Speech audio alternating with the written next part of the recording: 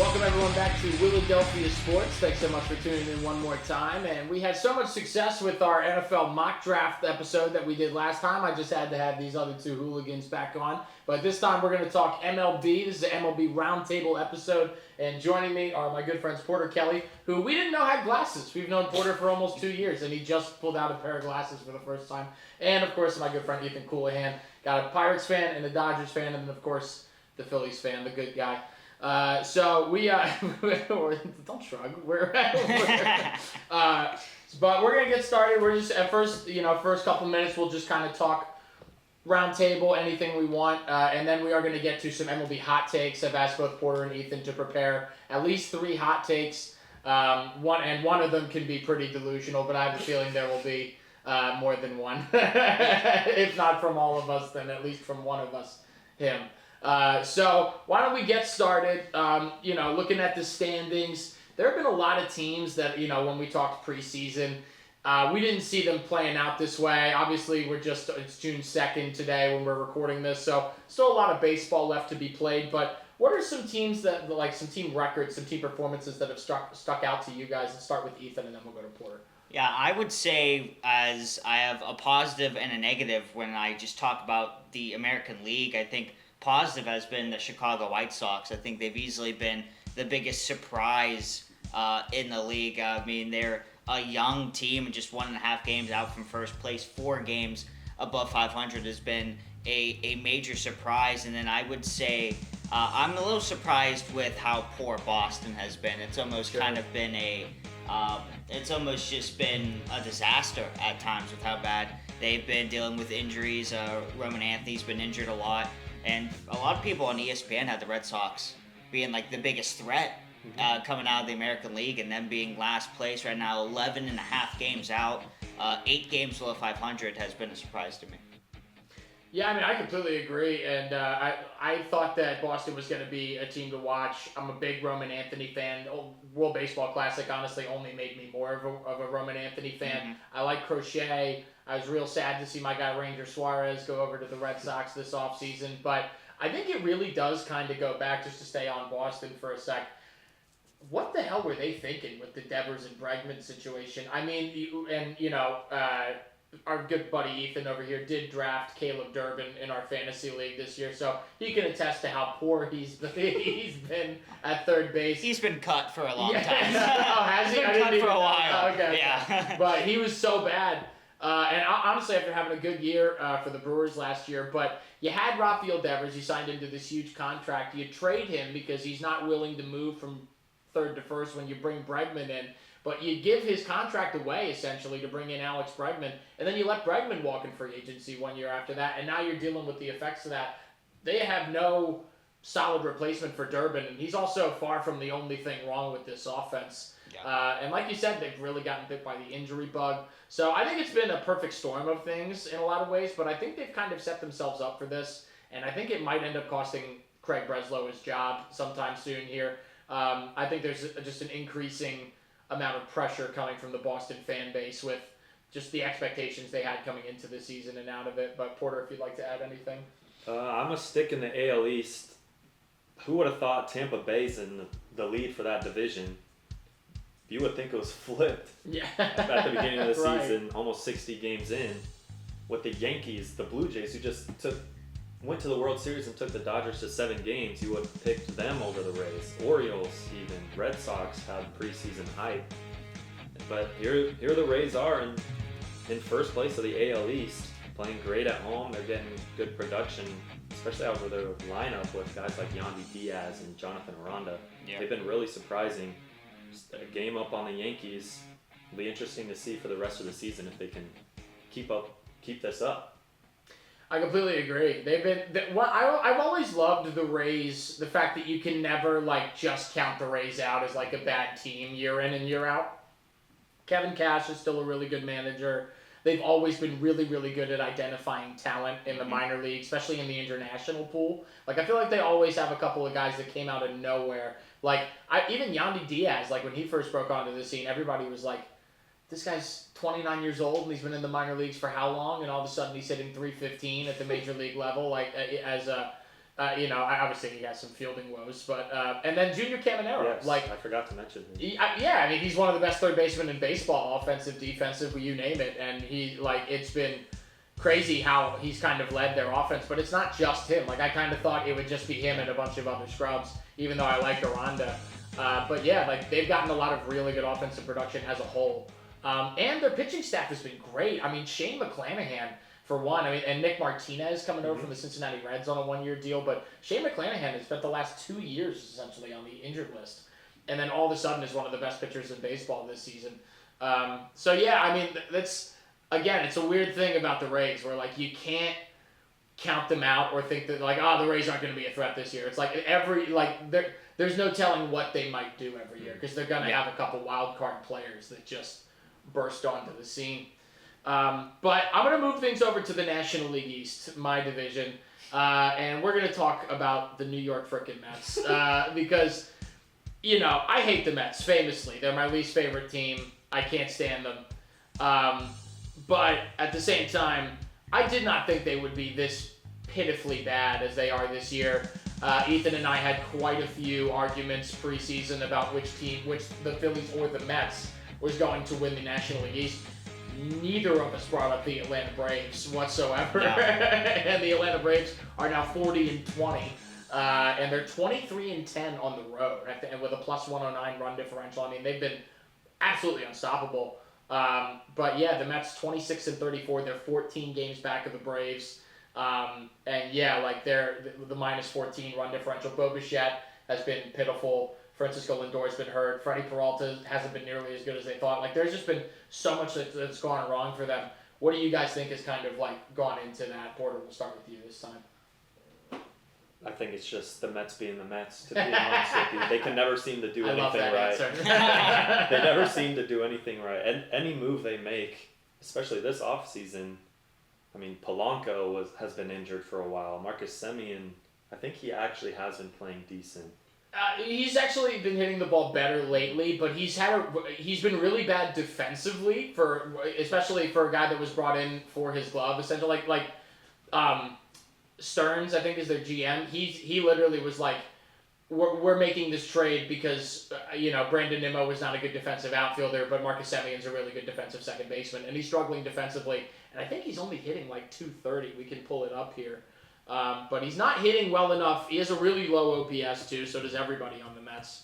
But it's been kind of crazy. Ethan, you have anything to add about the New York baseball Mets?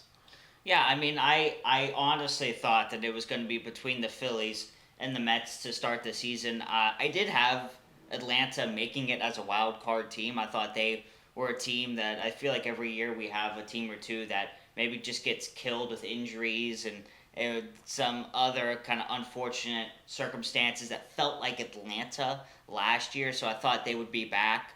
I didn't think they'd be this good, and I obviously didn't expect the Mets to be this bad. I think there are some bright spots for the Mets. I think there is some young talent that's playing well, but I think they were a team that felt a little cocky, like we can let go of Pete Alonso, it's not going to affect us. And we'll be fine. Like we're paying, they're paying a lot of these players like Juan Soto and other players a lot of money, and they just haven't really panned out. So it's been a rough start. I don't necessarily see them. I don't think they're going to be a playoff team this year. Could they play better in the second half of the season?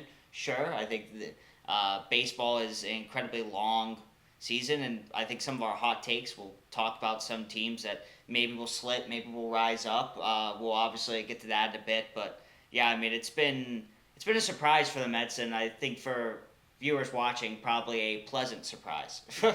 Yeah, I would imagine. Target audience. Yeah, of course. Yeah. No, most of the people watching feel the same way I do about the New York Mets. That goes without saying. Just to go back to Marcus Semien real quick, he's hitting .228 with a .281 on base, 6 home runs, 23 RBIs, negative .1 WAR so far this year, and an OPS of 630. So, definitely not what the Mets were looking for with that type of production. Obviously, still just the start of June right now, so you never know how things turn around. But yeah, definitely interesting. But we've been talking about the standings for a while. I do want to leave a lot of time for us to talk about our hot takes, so I would like to get into that now. Which one? Any of you guys want to start it off? You guys want to kick it off? Ethan, I know you did quite. Yeah, I mean, I'll go first. We can do kind of like we'll go just around. go on a line. All right. And you say you want to leave the delusional take. I want the delusional take for last. The one that I told them guys. I said I want like real takes that you guys think are like actually could happen, and then I want at least like you can do more than one if you really want, but I want at least one completely delusional fan take that we can kind of throw our heads back in laughter and then talk about. But anyway, yeah, Ethan, go ahead. Well, all mine are 100% factual, so they're going to happen. Yes. Yeah, it's absolutely it's assured. It's a sure thing. All right, Ethan. We will start off with a trade that I think will happen. I think Tyreek Skubal will not be a Tiger at the end of the season, and I think he will be traded to the San Diego Padres. I think the Padres are going to be very aggressive. I know they're one of like 4 teams that are strongly considered in the mix for him. I think San Diego has the assets and the money to do so. And right now, I mean, they are a playoff team. Like a lot of their bats have been surprisingly terrible, but they're still a team that's in mix. I think you get an ace, a 2-time, multi-time Cy Young winner like Tyreek Skubal. I think San Diego will be a threat. That's my hot take. I honestly, I think this. I guess I'll go first, Porter. But I think that I think that's not. It's an interesting take. I don't think it's the worst take I've ever heard. I think Ryan Preller, I believe, is the general manager for the Padres, and like look at what he's done at the deadline the past couple years. I believe that's his name. It's Preller. Yeah, Preller. It's something Preller. Steve it might be AJ Preller. Is that what it is? It's something. Either way, he's made big moves at the deadline. He is not afraid to pull the trigger. The Padres, AJ Preller, gotcha. I don't know where I got Ryan from, but the A could stand for Ryan. That could be Ryan. Yeah, absolutely right. Of course, that's what I meant. But I think that Preller's not afraid to make big moves. The Padres are clearly a team that I think is going to need some help in order to make a real playoff push. I literally was saying to you guys earlier. When I look at the Padres lineup up and down, because their pitching hasn't been bad to start the season at all. They've gotten some really solid production from a lot of their starting rotation. Their bullpen is still absolutely filthy. Yeah. Mason Miller aside, even though Mason Miller is probably easily the best closer, but maybe the best reliever in all baseball. And so I don't think that's a hot take. I could see that happening. I just think there's going to be so many teams involved in the Tarek Skubal sweepstakes. It's really just going to come down to who offers the biggest haul.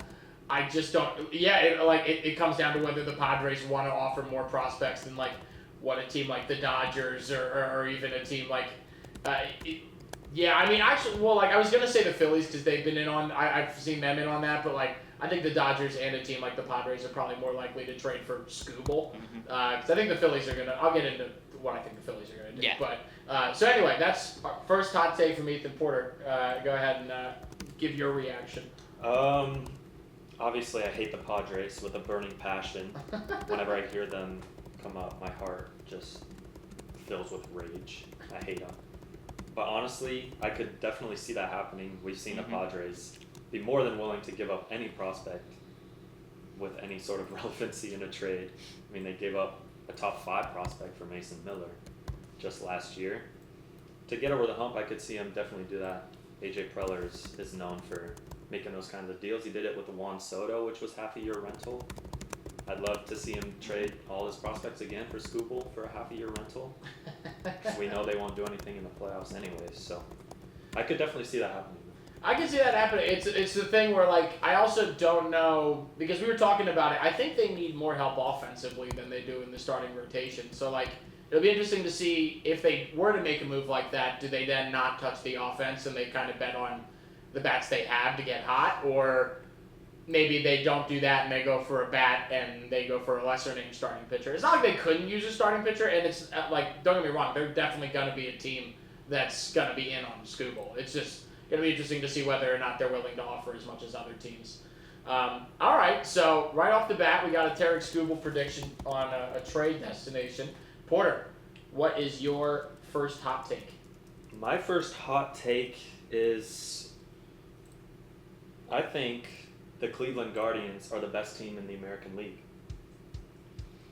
Do they have the best record in the American League? They do not, but they are first in their division, and I love the way that they play because on offense they don't have a ton of power. They don't get a ton of hits, but they walk a ton. Third in Major League Baseball. They don't strike out a lot. They steal a ton of bases. They've gotten good production from some of their guys like Jose Ramirez, Angel Martinez, Chase DeLauder, Travis Lozana coming up, but they still have guys who aren't hitting very well, and they're still 7 games over 500, guys like Steven Kwan and Kyle Manzardo. And then their pitching is some of the best in the league with Gavin Williams, who looks like a Cy Young candidate. He's been amazing, yeah. Parker Messick, who's technically a rookie, he played a little bit last year. Guys like Joey Cantillo, Eric Zabrowski have been good surprises for them, and they have one of the best closers in baseball in Cade Smith. So I think that's my hot take, is that they're the best team in the American League, and they're a true threat when it comes playoff time. Ethan, you want to react first, or? Well, just quickly, you should be glad that I didn't. One of my hot takes did involve Cleveland. I think Cleveland can be legit. I think they can go on a nice run. I think the American League is more wide open. I think both the AL and the NL are very interesting because I think the NL is deeper and better, but I think the American League is more intriguing because right now we have teams right now where it's do we think the White Sox are going to stay? Do we think they're going to be the A's have been surprisingly not terrible, right? The Rangers have been kind of on a come up, 7 straight wins for Seattle. So the American League's been really interesting. I don't hate the take. I think the Guardians should win the Central, and I think they can make another run. So I don't disagree with it. I don't either. I think they are the best team in the Central. I think they will win the Central. And I agree. I think the White Sox they're so young. It's hard to bet on them. I think could they, if they keep it up, could they sneak into a wild card? Sure. I think Cleveland just has a lot more talent than they do, or at least more developed talent at this point. But I like the White Sox a lot, but I don't think they can keep up with Cleveland's pitching more in particular. Saying they're the best team in the AL is, I don't know that I agree with that. I think that they have the third best record in the AL behind the Rays and Yankees. I think right now the Rays are probably my pick for the best team in the American League. They've just played like it so far. But because I just think they have better pitching, and I think their offense is also better than their plus 18 run differential. But you look at the Yankees and they have a plus 98 run differential, but I don't think their pitching is as good as the numbers have indicated so far. I think it's really been Schlittler kind of just dominating. Cole's been good in his his return back, but I don't know. I don't trust them as much as. But the Rays just feel like a team that I so far they don't seem like they have many weaknesses. So I think they're slightly above Cleveland for me right now, but I don't think that's a bad take by any means. I think they have. I think they're legit, just like you guys. So, all right. Well, that brings me up for my first hot take, and my first hot take is going to be about the Mets. I think the New York Mets are going to do what they did in 2023, and I think that they're going to go, or maybe it was 2024. I can't remember, but I think they're going to really fire sale at the trade deadline. I think you could see somebody like Francisco Lindor moved. I don't think you're going to be able to trade a Juan Soto's contract, but I think they will give up a lot of pieces of their big contracts to try and move them and try and get, obviously you brought up, they've had bright spots with a lot of their young talent, A.J. Ewing, Carson Bench, some of these guys. I think that as the season goes on, they're going to pivot to just trying to get the young guys as much playing time as they possibly can.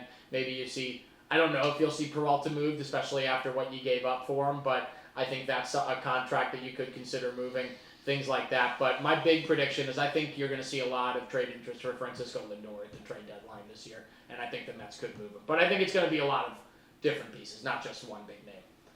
Yeah, I mean, I think especially if the Mets continue to kind of be a last place team and we're reaching halfway through in July and the trade deadline, yeah, I think the Mets should think about doing that. I think at a certain point, if you can kind of wash this year, and I do agree. I think trading away Soto would be nearly impossible. But I think a player like Lindor does seem more likely. I think the Mets gearing for a younger team isn't a bad idea. I think that starts with maybe moving some pieces and, like you say, being aggressive during the trade deadline. Honestly, I can't see that happening just because, not that they shouldn't do it, but I think management and their organization as a whole is just too proud to admit that they messed up and stuff. So trading those guys, I think they would say, oh, we're just having a down year. We have the talent to be good again next year, and just try and run it back. I like that you're pointing out how negligent the Mets front office is, and that's why you think it won't happen. I do love that being the case. No, I like I said, I think they're better off with. I want them to keep the team they have because they suck. So I want them to keep the team that they have exactly the way it is. But at the same time, I don't know. I think they're gonna get. I don't see it getting good enough or better enough anytime soon that they would not bite the bullet on a big at least one of their big contracts. Like, their payroll's simply too large to be playing the way it is, and to have your best players be rookies that have been up in the league for 3 years, or for 3 weeks or whatever. When you have guys like Semien, Soto, Lindor all on your roster, all making ridiculous amounts of money. So that's my first hot take. Anyway, Ethan, your second hot take, please. Second hot take, still not delusional. I'm gonna go. I think that the American League East will have 4 playoff teams by the end of the season. Meaning, you have, of course, your division winner, and I think all 3 wildcard teams will be American League East teams this year. I do think that the Yankees will end up winning the division, and then I think the Rays, the Blue Jays, and I think Baltimore is going to have a better second half than they had first half. I think there's a lot of talent on that team. I don't love their pitching, maybe compared to other teams in that division. I just think have stronger pitching at the moment. But I do think that Baltimore is a team that can sneak in, and especially what other team in the American League can we kind of rely on that can hop over Baltimore? I think Chicago has been a great story. I think they're a little young. I don't know if they're going to keep this up full season. I definitely don't think teams like Minnesota or the A's will keep it up all season. I think the Texas Rangers are probably the biggest threat. I've been pleasantly surprised with how good Jacob deGrom has been, and he's on my fantasy team, so that's fantastic. So yeah, I guess that's my hot take. I think the East will have 4 teams this year in the postseason. I can 100% see that happening. I think talent-wise, it should be 4 American League East teams to make the playoffs. But like you said, I could see an AL West team sneaking in there. I think the Mariners are far and ahead the best team in that division, but I could see the Rangers, if the Astros get a little more healthy, I could see them making a late push to get towards 500, which is what it looks like right now you'd need to be to get that last wild card spot. But I could see one of those veteran teams like the Rangers and Astros sneaking in. I don't. My big thing, I think it's at least gonna be 3. I think. I just don't know about the Orioles. I think it really depends on what move you make at the deadline, because you can't. They're not a playoff team with the pitching staff they currently have. They're just not. But I like a lot of their offense. Tyler O'Neill's starting to come around. Pete Alonso's been a lot better over the last month. Gunnar Henderson is back to like what he was before his injury-plagued season last year. They're starting to get some production out of guys like Colton Cowser. They're off. I think the offense is there. Rutschman and Basayo both are hitting so far this year, which I don't think they really. I think they were kind of like, we'll just start whichever one's hitting, and now they're both hitting. So that's a good problem to have if you're the Orioles hitting coach. But their pitching's been absolutely atrocious. Trevor Rogers had like a 1.89 ERA last year, and I think he has like a close to a 7.8 ERA or something like that so far. So it's really hard for me to picture the Orioles getting in right now. I think the Blue Jays have just been really hurt this year. I think they're going to get healthy, and Vladdy's going to get hot. Everybody seems to be talking about his struggles right now. Like, he only has 3 home runs. I'm like, dude, We're in He'll June. get there. Yeah. Like I'm not too worried about it. So yeah, I it's not that I can't see it. I have a hard time seeing Baltimore get in because like right now I think the White Sox are better, and I also think the Rangers are better. But yeah, I think the Orioles are right on the cusp. But I think Toronto, New York, and Tampa all easily make the playoffs. Yeah. So, all right, Mr. Kelley, you're up next. Okay, this one's a little bit out there. Oh gosh. You're gonna have to use your imagination, but if there were to be a Major League Baseball reset, like a fantasy draft, I think Jacob Mizorowski would be the second pitcher off the board. Behind Skeens. Behind Skeens, yes. Yeah. Just based on how dominant he's been so far, and someone you'd want to build a pitching rotation around with his age. I don't love it. If I'm being, here's the thing. He's so talented. I'm not saying he's not talented. He's got a freakishly tall build. He throws the ball 105 miles an hour. Like, I'm not taking anything away from him. I think I'd still take Scooble. I think you could. Again, you guys might go, that's insane, and you're biased because you're a Phillies fan. I think Christopher Sanchez is that good right now that I think he's in that combo. I think he's top 5. I think he's probably one of the first 5 pitchers off the board. You could even argue he's one of the top 3 pitchers off the board. I think I'd still take Skeens and Scooble as 1 and 2. Ethan, what do you think? Yeah, he's top 5. I think that's a hard, like, when we get into all these like hypotheticals, I think it's like it becomes really hard because it's like I don't disagree he's young and he has been good. But there is something to say about like a pitcher like Scooble who has kind of been there, done that, and he still has some gas left in the tank. I would say like wait for Jared Jones to get healthy, and but like how dare you? Waiting 3 years. But I mean, I think he would definitely be top 5. I think to Will's point, I think number 3 might not be off, right behind Skeens and Scooble. I don't think it's terrible. I just don't know if I had the pick and I'm like, all right, like we're taking pitchers this round and you get the second pick. I don't think I would take Mizorowski, but I don't despise it. All right. I'll take that. All right, cool. Yeah, honestly, not like, again, like, I felt like the initial shock of you saying it felt like more disrespectful than it actually was, like, after we started to break it down a little bit. Yeah. All right. My second hot take. Oh, gosh. It's not, I don't think it's that bad. I think that somebody other than Paul Skeens is going to win the Cy Young this year in the National League. And it's kind of, I have a caveat to this. So my caveat is, and if it is Shohei Ohtani, he is immediately the greatest baseball player of all time.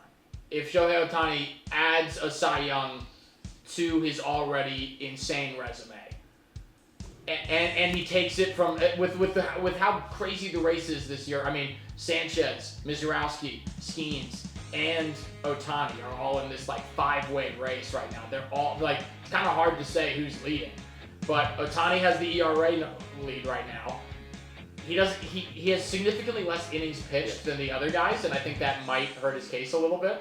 But none of those other guys are also going to finish with 40 home runs and 100 RBIs and everything else that he's going to end up doing this year. So I think, it's kind of crazy because before the season, I think it would have been asinine to say anybody other than Paul Skeens was going to win the NL Cy Young. And now, there's a couple people who could win it, Ohtani being one of them. But if Ohtani can pull it off, I don't think there's any argument. Like, you can't even say, I think it'll be don't even say Bonds anymore. Like, it's just him. So, anyway, what do you guys think? Yeah, I think Skeens will finish in the top 3. I agree. I don't think he's going to win it. I think that I wouldn't say that teams are figuring him out, but I think he is allowing more long balls this year than he did, and it's a little alarming, but in a off game for Paul Skeens, he still has like 10 Ks. So it's one of those, he's great. And you've been pushing this to a side every time I say this. I think it's Christopher Sanchez Award to lose at this point. He's been so dominant. I was lucky enough I saw him in person when I went to the Pirates-Phillies game, and I literally was saying, like, out loud, he is going to no-hit us just so it wouldn't happen. Like, he was that good, and he was. I think through, like, 5 or 6 innings, he was having a perfect game at one point. Like, he has been dominant. The amount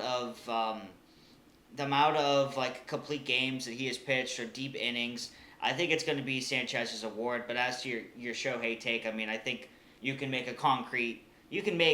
take now that he's the greatest player of all time.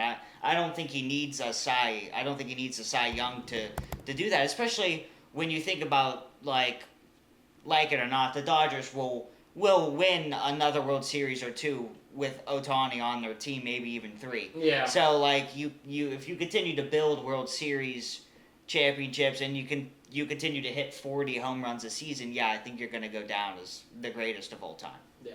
I agree with a lot of what you said. I think Christopher Sanchez has been the best pitcher in baseball.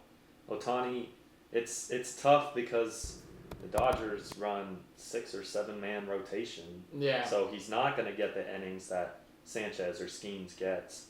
But, I mean, he's been pretty much unhittable this season.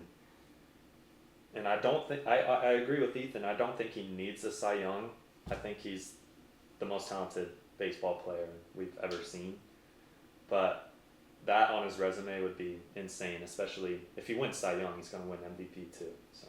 Yeah, absolutely. I mean, I think he's going to win MVP regardless, just because he's doing this and he's going to hit 40 home runs. Like you're going to say O'Neal Cruz is going to win. I don't want to hear it. Save it for the delusional takes. But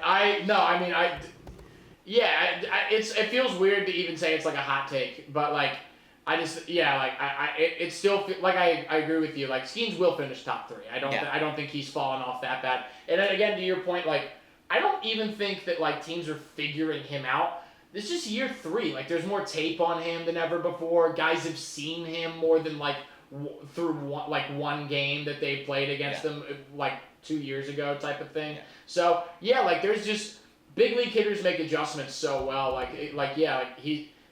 You watch Clayton Kershaw, I watch Roy Halladay. You watch somebody. Chris Archer. Yeah, you watch somebody okay, I guess. But my point is, like I think even those guys got hit around by good big league pitching. If he finishes with a sub 2.5 ERA, which I feel like is an absolute guarantee, he'll probably be top 3 in Cy Young voting. So anyway. Now we get to the delusional takes, and we've already run close to a half hour, so these will be the last takes. We can, we're not going to in a rush or anything, but we'll finish it up after these takes. So Ethan, your delusional take, hit me with it. 2-parter. Of course it is. Go ahead. Part 1, I think O'Neal Cruz will not win MVP, but I believe he will finish top 3 in voting for NL MVP. We look at his numbers right now. He has 60 hits. His batting average is only 255, which isn't great. He has also struck out 91 times, which also isn't great. It's June. He struck out 91 times? Which leads the team. Yeah. But he has 19 stolen bases, 13 home runs, 41 RBIs. He has a chance to be one of the fastest players to reach 40 home runs and 40 stolen bases, and he could very well do so. I think the way that they've been using O'Neal Cruz has been pretty clever. He was borderline atrocious to lefty pitching. He's been a lot better to lefty pitching this year. I think if he continues to put it up, I think he needs to strike out less, and I think he needs to get on base more. He needs to beef up his batting average for that to become a possibility. But I think he could. I think him, Shohei, and Schwarber finishing out in the top 3 for NL Cy Young. And then the one that I think is actually going to happen, I think the Pittsburgh Pirates will make the playoffs this year. I think they will snap the 10-year curse that they've been on. Last time they made the playoffs was 2015. Last time they won a playoff game was 2013. I think they will make the playoffs. I think they're going to sneak in this year. I think the division is incredibly tough, but I also think there's some frauds. I don't think St. Louis is going to continue this on. Also, the Cubs are showing that they're not as good as I think the Cubs stink, so I think the Pirates. I think the Pirates and the Brewers will be the 2 teams out of the Central making it. Pittsburgh's in the postseason this year, boys. All right. Bucktober's back. I'm gonna start with the O'Neal Cruz take. No. No way. There's no shot. I don't think that's happening even a little bit. I think he's having a much better season than I thought he would. I think he's proving that like he's more than a trade chip for the Pirates. I think if he continues to get better, like we could see that. Like he has the tools skill set. There's just simply too many really, really good players in the National League, right? Like this year, like I said, like Ohtani, Schwarber. I have a feeling somebody here is going to make an argument for another person on the Dodgers. We'll see. Yeah, they're like even guys like Matt Olson are really hitting the ball hard on the Braves. Corbin Carroll's been playing well. Corbin Carroll's been fantastic. Yeah, absolutely. For sure. I mean, even dude, Ketel Marte's been knocking the cover off the ball too. Speaking of another Diamondback, so I don't see the O'Neal Cruz MVP buzz, but I think the Pirates could make the playoffs. I think they're a good enough team. I think the Central is weak enough. Weak enough? That's the only division in baseball with all 5 teams above 500. They just beat up on each other. I was about to say, I don't think but like we just talked about, like the Reds aren't a threat. No, that's true. And the Cardinals are. The Cardinals are not a threat. I think the Brewers are a good team. I don't think they're as good as they were last year, and they didn't even make it to the championship series last year. So, but they're still probably a playoff team. I think the Astros, and I don't trust the Cubs. This 10-game losing streak has brought up so many just negatives for the Cubs, in my opinion. I think their starting pitching's been really bad. They're not hitting with runners in scoring position. They're making errors at a ridiculous clip. I don't trust them. So I see we could be headed for Bucktober. O'Neal Cruz will not be an MVP candidate. I bet money on that. But yeah. All right. So I'm just gonna skip over that's not worth my time. I'm skipping over the O'Neal Cruz. But the Pirates, they could. If I had to guess, I would say 3 NL West teams make it over the Pirates. If I include the Phillies, I think the Diamondbacks are good. Genuinely, I think they're a solid team, and I think they could make it in the playoffs. And the Padres, I don't know. I don't want to talk about them. But I could see it. It's possible, but I wouldn't bet money on it. I know you would. But. I would, only because I think that we still have one of the better starting rotations. I think Braxton Ashcraft has been absolutely fantastic. Paul Skeens has been really good again. I think Jared Jones, you give him time. Yeah, he had a rough first start. He also hasn't pitched in a major league game in almost well over a year. So I think the starting rotation is better than most of the playoff teams that you said, which I think could help us maybe elevate and get in. Yes, for sure. I can definitely see them making the playoffs. All right. So Ethan has given us his delusional takes. It is now time for Porter's delusional takes. Okay, well, you were referring to Andy Pages. I was referring to Andy Pages. That's not my delusional one. I'm not having him as MVP. That's not. I was I guarantee he's going to bring up Andy Pages in these hot takes. Anyway. Continue. One of them that I wrote down that I'm not going to use as my delusional one is that he's the best center fielder in baseball. I won't go into the stats, but I'll throw that in there. I'll talk to them probably off camera about that. But wait, so that's not the one you want to go with? Okay, that's just one you. Okay, we'll talk about get to the ones you want. My delusional one is the Dodgers. I think their AAA team could win a series against the Rockies and the Angels. Ooh, I think they have the talent. Their farm system.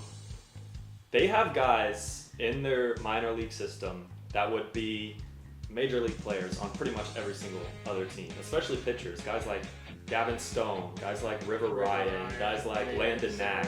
They would be in starting rotations for a lot of other teams. and they have hitters.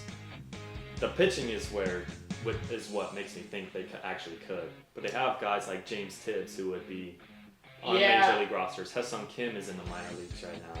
And the Rockies and Angels are just awful. They're just terrible. They're really bad. I don't know. I'll be honest. The Angels have they have talent. They have talent, especially offensively. Yes. Because you're dealing with Mike Trout, Joe Adell, Nolan Schanuel, Zach Neto. Neto. Logan O'Hoppe, who I think is injured right now, but he's a good player. That is an interesting take. There is a conversation there, in my opinion. I'm not betting on it. I think the gap between AAA and Big League is just too big, honestly. Honestly, the more I think about it, the more I just don't see it. I think that they could compete and at least be a competitive game. I just think, River Ryan serves up some meatballs from Mike Trout or Joe Adell, it's going to go 500 feet. I don't know. But there's an argument, especially with those two teams in particular. I have an easier time seeing them beating a Rockies team than I do an Angels team with all of the talent LA has to begin with. But anyway, Ethan, your thoughts? I think it's the same thing when people talk about that, the 1 year where Alabama was really good and people were like, Alabama can beat the Cleveland Browns, and it's no, they can't. Right. And it's the same thing here. I think people forget 9 times out of 10 we have these top prospects that come in. They normally don't have a massive opening series. It takes a while to get familiar to how fast the game is, major league pitching, all these things. And then when you're a pitcher going against bats, people who have been doing this for a long time, I just don't, as bad as the Angels and the Rockies, and specifically the Rockies are, and as the Dodgers have some really good prospects, I just don't think that especially because you specified and said series. I don't think it's going to be. I don't think. Oh, win a series too? Yeah, absolutely not. I just 2 of 3 is what I said. Is what I mean. No, I don't see it. Maybe they could win a game just because baseball's just crazy like that. You get a pitcher on a bad day or something like that where he's just he's hanging his curveball and minor league hitters can tee off on it. But I don't think you're going to be able to win 2 out of 3. But anyway, did I interrupt you? I'm sorry. No, just pretty delusional. Will, well, what do you got? What do you got? So I also have a 2-parter. First one. I think Kyle Schwarber's going to hit 60 home runs this season. He hit 56 last year. The Phillies' record is 58 by Ryan Howard, set in 2006. I think he will. I think he's going to at least break that this year. And if you hit 59 homers, I think he'll hit 60. I don't think he'll hit much more than that, if I'm being honest. But he's got 22 already, and it's June 2nd. I think at that pace, I think he could get basically right to 60. But I don't think he'd have to really be hitting them at a ridiculous clip to get past that, in my opinion. But so that's my first take, is that I think Kyle Schwarber will hit 60 home runs this season. And my second take is something that was briefly mentioned before we got on the mic. The Phillies need a right-handed bat. They have been absolutely horrible when it comes to right-handed hitting. I think they need to make a move at the trade deadline. And I think this is the year it happens, folks. I think the Phillies are going to make a trade for Mike Trout. They're going to bring him home. They're going to bring him to Philadelphia. They're going to put that right-handed bat in the lineup and finally give Bryce Harper and Kyle Schwarber some right-handed protection. And I think it's going to shore up the Eagles offense. It's going to shore up the Eagles offense. It's going to shore up the Phillies offense for the rest of the season. I think it could really push them into playoff territory. So those are my 2 delusional hot takes for the Phillies. Go ahead. I will say they're not as delusional as mine, probably. Both of ours. They're not as delusional as the Mike Trout thing, I will say probably won't happen, and that's only because I just don't see it happening. I think it's going to take a lot to trade him. I think he should get traded. I think he'll go down as one of the most wasted players in Major League Baseball history. And what I mean by that is kind of just the organization wasting away an all-time talent like Mike Trout. So I don't see him. I think him getting traded to the Phillies would be electric. Adding another right-handed bat, he's playing well too, even in his age. He's playing well. So I don't hate it. I just don't think it'll happen. And then Schwarber, I'm gonna say no, only because I don't know. Schwarber, I think, is 50-50. I think he could hit 60 home runs. I think he could also do what a lot of batters do, what we see almost Aaron Judge do every year, where it looks like he's going to hit like 80 home runs, and then he hits like July and August, and he kind of just slows down. I think disrespectful. I wouldn't take that if I were. I think that could be the case with Schwarber. So I'm going to disagree with both. Honestly, I'm with you, man. I'm with you. Schwarber's getting 60. He has over 100 games left to get 40 home runs. Yeah, he's at 22, so he needs 38. You know what? I'm gonna put it down. I'll write that down too. I think Schwarber will get to 60. I think it's more likely than Trout, but Trout is the again. Trout one. I think they're going to target Mike Trout. I think it really depends on whether or not LA will actually consider trading him, which means we'd have to give I think it's going to be pretty unreasonable regardless. So, yeah, you're probably going to have to give up at least 2 of your top 5 prospects, if I had to guess. My question would be, if you're the Angels, why? What are you holding on to at this point with Mike Trout? You're tied for the worst record in baseball. I don't know, what's the point of keeping him is my thing. It almost feels like more of a class act to trade him at this point. It's I know you want to be an Angel for life, because you've signed these contracts and you have a no trade clause and all that. And I respect you for that. But we're not going anywhere. And honestly, we could get they're more likely to pivot towards a rebuild than they are to a retooling or anything like that. So yeah, if I'm them, I'd be thinking about. I don't know if you're thinking about trading Zach Neto, but I'm thinking about trading Trout, maybe Joe Adele, players that are close to free agency that have been around for a couple years. Yeah. That you can get good returns for, so that you can get some of these younger players or more prospects back in return, and hopefully try and find some type of success enough to make a playoff run. But yeah, I agree with you. It just feels like now more than ever, the Angels have absolutely no reason to keep Mike Trout. It's not it even feels like a legacy thing is just stupid anymore. So I feel like if it doesn't happen this year, it's never gonna happen. I do think that this is if it's gonna happen, it's gotta happen this year. It's gotta happen this trade deadline, and then we'll go from there, obviously. But I think it almost makes too much sense. You need a right-handed power bat. You need more production out of your corner outfield spots, or at least out of right field. Adolis Garcia has been a bust. So Brandon Marsh has actually been really, really good. He's 3rd in Major League Baseball in batting average at .317. So he's great. But and Crawford's been solid. So you need a corner outfield, right field bat with power. Mike Trout, boom, and he's from the area. It just makes too much sense to not go after him this year. So you know what? I have a proposition. Angels play a 3-game series with the Oklahoma City Comets. If you lose, trade Mike Trout to the Phillies. I don't know how they're going to turn that down. It feels too appealing. All right, well, that is going to do it for this episode of the Willadelphia Show, our MLB Round Table episode. Thanks so much for tuning in. Thanks so much to my good buddies Ethan Coulehan and Porter Kelley for joining me, and we'll have them back on sometime soon. But what do you guys think? What are some hot takes you guys have? Make sure to leave them in the comments.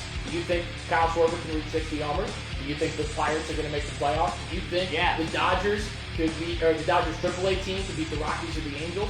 Do you think the Phillies are trading for Mike Trout? Let me know all of that and more down in the comments. Like and subscribe to Willadelphia Sports. We'll see you next time. Go Birds, go Phils, and kaboom!